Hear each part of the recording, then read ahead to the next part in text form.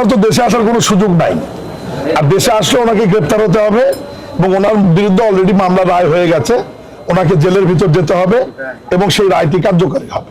আমরা যেটুকু আইন এখন পর্যন্ত বুঝি, আমাদের স্থানীয় সরকারের তো 5টি টায়ার আপনারা জানেন, যে সিটি কর্পোরেশন, পৌরসভা, জেলা পরিষদ, উপজেলা এবং ইউনিয়ন পরিষদ।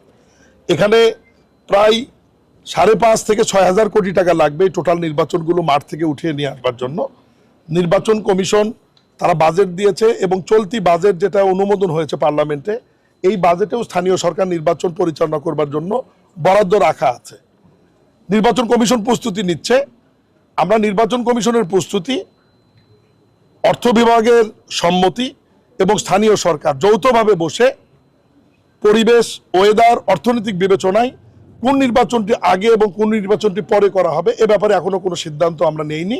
তবে এই আগস্টের পরেই আমরা অর্থ মন্ত্রণালয়, স্থানীয় সরকার মন্ত্রণালয় এবং সিটি কর্পোরেশন বসে সিদ্ধান্ত নিব। তবে সরকারের ঘোষণা যেটি, এই অর্থ বছরের মধ্যেই আমরা 5টি নির্বাচন সমাপ্ত করবো ইনশাল্লাহ। ধন্যবাদ। ওনার তো দেশে আসার কোনো সুযোগ নাই, আর দেশে আসলে ওনাকে গ্রেপ্তার হতে হবে এবং ওনার বিরুদ্ধে অলরেডি মামলা রায় হয়ে গেছে, ওনাকে জেলের ভিতর যেতে হবে এবং সেই রায়টি কার্যকরী হবে।